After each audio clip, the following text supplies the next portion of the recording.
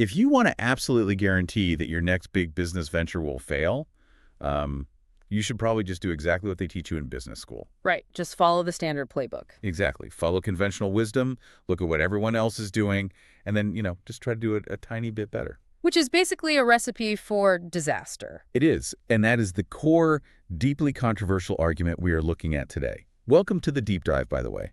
Today we are exploring the elusive secrets behind world-altering billion-dollar companies and how to fundamentally shape the future without getting just totally crushed by the competition. It's a fascinating premise, really, because we're approaching this through a very analytical, almost behavioral lens. This isn't your standard generic conversation about business strategy or whatever. Never, definitely not. At its core, this is about predicting where society is headed before society even realizes it.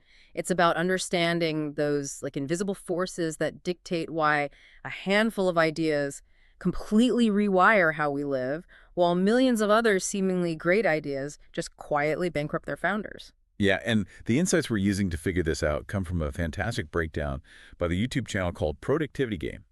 They recently dissected the core philosophy of a book called Zero to One. Written by Peter Thiel. Right, the billionaire investor. And for those who might not know his background, Thiel's credentials are, frankly, they're staggering. He was the co-founder and CEO of PayPal. Which is massive on its own. Right. He built that company and sold it to eBay back in 2002 for, I think, $1.5 billion. But the wildest part to me isn't even the sale, it's the team. Oh, the PayPal Mafia. Yes, the original group of people he personally hired and mentored at PayPal. They eventually left and went on to create Yelp, LinkedIn, and YouTube. I mean, that is insane. It really is. When you look at the sheer density of paradigm-shifting companies that have come from his direct influence, it becomes pretty clear that he isn't just getting lucky. Yeah, it's not a fluke. No, not at all. He has a highly specific framework for understanding what it actually takes to build a billion-dollar entity. He possesses a formula. And the craziest part about this formula is that it relies on three highly counterintuitive mindsets. These go against almost everything we are normally taught about success and hard work and competing in the free market. Okay, let's unpack this. So the foundation of his entire philosophy starts long before you even incorporate a business or build a product. It starts with your worldview. Thiel argues that if you follow the crowd, you are doomed. Right. The very first mindset you must adopt is that you have to bet your entire vision on a contrarian truth. He has this defining question that he believes every single aspiring entrepreneur, or really anyone trying to create something new, has to answer. And it's a tough one. It is. The question is, what important truth do very few people agree with you on? That is such a heavy question. Yeah. Because it's not asking for, a controversial opinion like whether pineapple belongs on pizza or something. Right. It's not a debate about taste. Exactly. Yeah. It's asking for a truth, like something factual about the future that everyone else is just completely blind to. Precisely. And it's incredibly difficult to answer. The best answer to this question reveal a truth about how human beings will act in the future in ways that society is either unwilling to admit right now or just completely unaware of. Let's ground this in some of the specific examples from the breakdown, because this is where the psychology of it really clicked for me. Think about Steve Jobs and the development of the original iPhone. Oh, yeah, the keyboard thing. Exactly.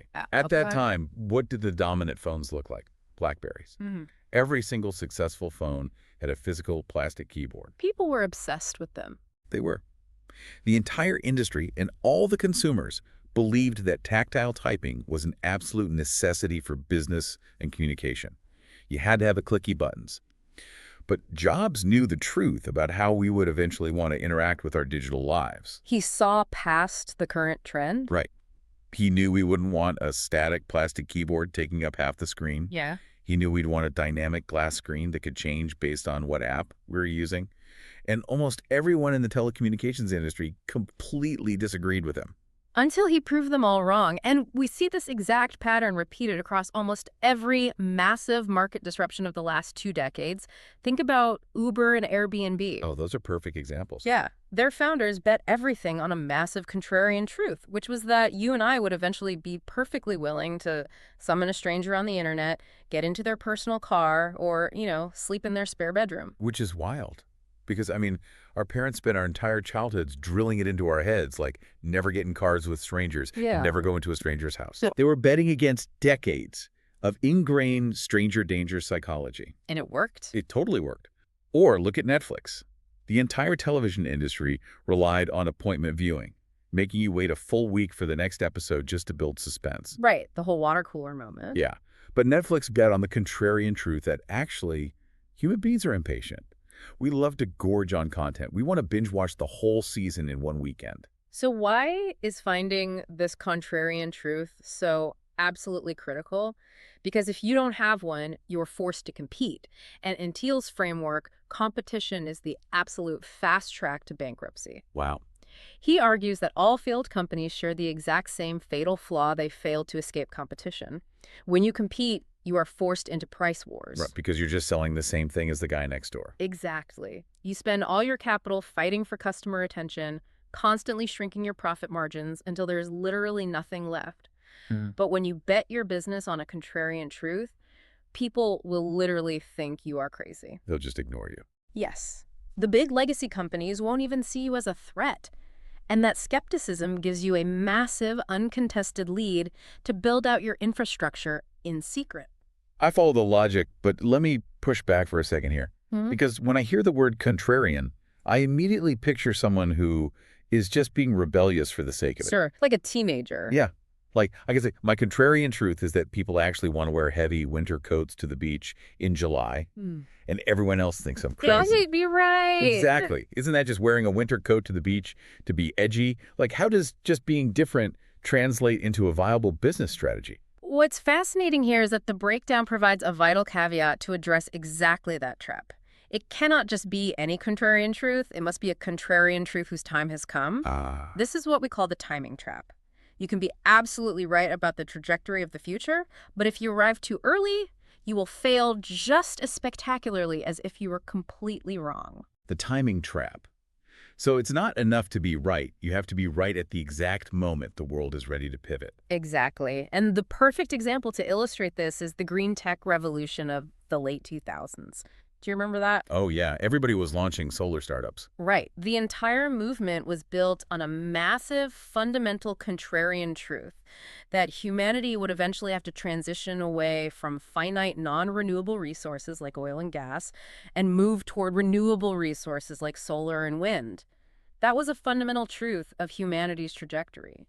But if you look back at that era, it was a total bloodbath for a lot of those early solar and green tech startups. So many of them went totally bankrupt. Because it was a truth whose time had not yet come. The underlying solar panel technology, the manufacturing processes, the battery storage, and none of it was cheap or efficient enough yet to genuinely compete with fossil fuels on a mass scale. So they were right, but just way too early. The timing was wrong. So the ultimate test isn't just about having the courage to be contrarian. It's about being observant enough to know if the technological and societal infrastructure is finally ready to support that truth. Here's where it gets really interesting. Because let's say you do it. You find that perfect contrarian truth, the timing is flawless, the market is ready. Your absolute first instinct, especially if you have, like, investors breathing down your neck, is to try and capture the entire global market all at once. You want to go massive immediately. Right. You want to shout it from the rooftops. But the second counterintuitive mindset says you have to do the exact opposite. If you want a massive company, you have to dramatically shrink your focus. But wait, if I want to be a global giant, doesn't staying small just guarantee that I stay small? Like, how does a tiny niche lead to world domination? It is the ultimate paradox of scale. To build a sprawling, ubiquitous business, you absolutely cannot start by building something for everyone. You have to start by dominating a really small, highly specific pond. Think about the most massive, world-consuming company you interact with today, Amazon. Jeff Bezos always had this grand, almost terrifying vision to create an everything store, a place where you could buy anything from anywhere. Right, the river that carries everything. Exactly. But he did not launch an everything store. He started exclusively with one single, heavily restricted niche market: online book sales. Which, looking back, was just brilliant. Let's look at the mechanics of why books were the perfect Trojan horse for e-commerce. First, there's the logistics of it. The shipping. Yeah. Books are roughly the exact same size and shape. They're rigid rectangles, they don't spoil, they don't have expiration dates, and they're incredibly easy and predictable to package and ship. Plus, a physical bookstore can only hold, what, a fraction of the millions of books that exist? Just whatever fits on the shelves. Exactly. Whereas a website can list all of them, offering immediate superior value to the customer. The logistics were vital, but there was also a genius demographic play happening here. Think about who buys books. The target market is generally highly educated, and remember, we are talking about the mid-1990s here. Oh, right. The early days of the web. Yes. If you were actively buying books on the internet in 1995, it meant you already owned a personal computer, you had paid for internet access, and you were comfortable using a credit card online. Wow, so you pre-qualified the audience. Exactly. That meant you had exactly the kind of disposable income and technological comfort that would eventually allow Bezos to sell you all those future goods he was planning for his everything store. You know what this reminds me of? Have you ever played the board game Risk? Oh, the world domination game. Yes. Lots of ruined friendships over that game. Exactly. Okay. So when you sit down to play Risk, if you are a terrible player, you immediately try to spread your armies across the entire global map on turn one. You try to take North America, Europe, and Asia all at once. Which never works. Never. Because what happens? Your armies get spread entirely too thin, and your opponents wipe you off the board immediately. But if you're a good player, you ignore the rest of the world. You focus all your energy on securing a small, easily defendable territory with a geographic bottleneck. Like Australia. Yes, Australia is the classic move. You hunker down, you let everyone else destroy each other, and you just collect your armies every single turn. And only when your fortress is impenetrable do you expand outward. Yeah, and that is a brilliant way to conceptualize it. In business, your armies are your cash flow. Because Jeff Bezos focused solely on dominating that small niche market of books, his Australia, so to speak, he was able to generate significant, highly predictable cash flow that was completely free of serious competition. He wasn't fighting a war on 10 fronts. Right. He then took that monopoly-free cash flow and used it to fund his expansion into adjacent, slightly more complex markets like online CD and DVD sales. He already had the warehouses, he had the shipping lines negotiated, and most importantly, he had established customer trust. There's a mathematical rule behind this that the breakdown highlights, and I think it's crucial for anyone listening who is starting a business. It's the 1% versus 80% rule. Now, the math here is non-negotiable.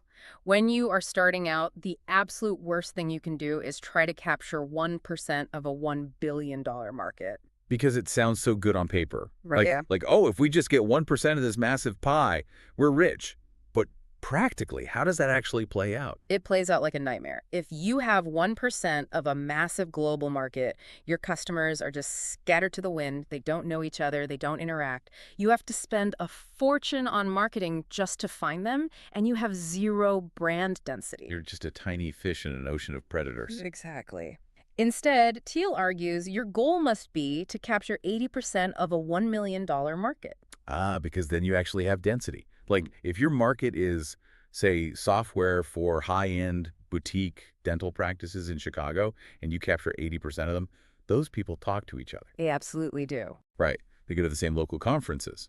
Your product goes genuinely viral within that closed ecosystem. Exactly. The viral potential is the mechanism that matters. By dominating a tiny space, you become the undeniable gold standard. And once you own that space, you leverage that reputation and cash flow to step into the next adjacent market, and the next, allowing you to eventually become the last mover in the broader industry. Okay, so you've found your contrarian truth, you've hunkered down and dominated your small pond, and you've used that dense cash flow to expand into adjacent markets. Yeah. Which brings us to the third counterintuitive mindset. This is the ultimate endgame of the entire Thiel philosophy. And it's a controversial one. Very. It hinges on a word that is going to make a lot of people instantly bristle. Monopoly. We have to strive to be a monopoly. So what does this all mean? Because we are conditioned from birth to believe that monopolies are inherently evil. We picture the monopoly man in a top hat, crushing the little guy, fixing prices, and ruining the free market. If we connect this to the bigger picture, we really have to separate the emotional baggage of that word from its modern economic reality. The breakdown directly addresses this discomfort. Right. It acknowledges that, yes, a monopoly that acts like a bully, a company that illegally boxes out competitors, abuses its power, and price gouges its customers because they have no alternatives is absolutely detrimental to society. Obviously, we don't want that. But the argument Thiel makes is that most modern technology monopolies do not behave behave that way. In fact, he argues that aiming for anything less than a monopoly means you are essentially aiming for bankruptcy. Because if you aren't a monopoly, you are trapped in perfect competition. And in perfect competition, all your profits get competed away to zero. Correct. You are just fighting to keep the lights on every single day. But when you establish a creative monopoly by inventing something entirely new or doing something vastly better than anyone else, you escape that grinding competition. That secures massive profit margins. And it's what these modern monopolies actually do with that excess profit that shapes the future. Let's use Google to illustrate this, because they are the quintessential example here. Google essentially has a monopoly on internet search. No one is seriously arguing otherwise. Right. Because they own that space, they generate staggering amounts of profit from search ads. But they don't just put that money in a vault and sit on it. That monopoly profit is the exact mechanism that funds massive societal gifts. It pays for the development of Google Maps, which we all use every day for free. Which is incredible when you think about it. Right. It funds DeepMind AI research. It funded the early development of self-driving cars. If Google was stuck in a brutal margin-crushing price war with 5 other search engines just to survive, they would never have the excess capital to pursue those world-changing side projects. The monopoly is the engine that funds the innovation. Now, to actually achieve this status without resorting to illegal tactics or bribing politicians, Thiel outlines 4 legitimate strategic pathways to dominance. The easiest way to understand the mechanics of these 4 pathways is to look at the big 4 tech giants. Let's walk through the playbook. Method number 1 is brand association. And the undisputed king of this is Apple. Think about this. When you want to buy an electronic device that inherently makes you look fashionable or wealthy or culturally relevant, what is the very first brand that pops into your head? For almost everyone, it's Apple. Exactly. For the vast majority of the planet, it's Apple. And that psychological real estate is an incredibly powerful protective moat. If Apple is the default answer for cool technology, it becomes exponentially harder for a competitor to break in. Even if a competitor makes a phone with a slightly better camera or, a faster processor, it doesn't matter because they don't have the brand association. People aren't just buying the hardware, they are buying the identity. But looking cool only gets you so far if the product under the hood is terrible. Which leads us to method number 2, proprietary technology. This is Google's bread and butter. Why do you use Google instead of Bing or Yahoo? It's not because Google's logo is cooler, it's because the search results genuinely feel 10 times better. The 10 times metric is crucial here. Thiel argues your proprietary technology has to be at least 10 times better than the closest substitute. Because Google's search algorithms are functionally 10 times better, and because those algorithms are a closely guarded proprietary secret, it makes it mathematically and practically impossible for a competitor to just copy them and catch up. So you have the brand and you have the untouchable tech. But what if your product relies on other people? That is method number 3, network effects. Think about your own phone right now. Why haven't you deleted Instagram or Facebook? That's a great question. Right. I bet it's not because you are deeply in love with the user interface. If a brand new, beautifully designed social media app launched tomorrow, would you switch? You wouldn't. Because if you switch to a beautiful new app, but none of your friends or your family or your favorite creators are there, the app is entirely useless to you. Exactly. The product is the network. You are trapped by the network effect. The more people who join the platform, the more valuable the platform becomes, and the exponentially harder it gets for any new competitor to convince a massive group of people to migrate all at once. It creates this massive inertia. And finally, method number 4, economies of scale. This is the realm of physical goods, and nobody wields this weapon quite like Amazon. Have you ever bought a massive 100-pound piece of furniture, like a sofa, on Amazon and gotten free 2-day shipping? Yes, and it still blows my mind. If you tried to buy that same sofa from a local independent furniture store, they would have to charge you at least $50 to $100 just to get it on a delivery truck. So how does Amazon do that without going bankrupt? It's the math of fixed operating costs versus volume. Amazon has spent decades building a massively scaled global infrastructure of warehouses, planes, and delivery vans. Because they are shipping millions of items every single hour, the fixed cost of running that infrastructure is spread out over an astronomical volume of products. Their cost to ship that one sofa drops dramatically. It fundamentally breaks the math for anyone trying to compete. A smalling retailer simply cannot absorb a $50 shipping hit on a sofa to match Amazon's free shipping. They would lose money on every single sale. Exactly. Amazon could absorb it because their scale makes it pennies on the dollar. That scale creates a physical monopoly that is nearly impossible to dismantle. It really are. So if we pull all of these threads together, we are looking at a very cohesive step-by-step journey for building a high-growth company that actually rewires society. It starts by identifying a perfectly timed contrarian truth, a secret about the future that everyone else thinks is completely wrong. Right, the foundation. Then, you resist the urge to conquer the world immediately. You find a tiny specific niche market, and you dominate 80% of that small pond to build viral density and cash flow. And finally, you use that secure fortress to expand outward, utilizing brand association, proprietary tech, network effects, or economies of scale to achieve a creative monopoly. It is a profound departure from the standard narrative of just, hustling or working harder than your competitors. It's about intelligently designing a system where you don't have to compete at all. I want to challenge you, the listener, to take this framework into your everyday life. Look at the brands you are fiercely loyal to. Which of the 4 monopoly methods are they currently using to keep you hooked? More importantly, I want you to ask yourself Peter Thiel's contrarian question about your own industry, your own career, or your next big creative project. What important truth do very few people agree with you on? This raises an important question, a thought experiment for you to mull over long after this deep dive ends. We've established that the defining trait of a genuinely successful company is its ability to avoid competition by harboring a secret, contrarian truth. But what happens to that company when their contrarian truth eventually becomes universally accepted? Oh, wow. Right? When the whole world finally agrees that we do want to ride in strangers' cars or binge watch television on demand, how does a monopoly maintain its cutting edge when its original, closely guarded secret is suddenly entirely out in the open? That is something to seriously chew on as you look at the tech giants today. Thank you so much for joining us on this deep dive. We love unpacking these massive ideas with you, and we'll catch you on the next one. Thank you for listening. Keep questioning the consensus.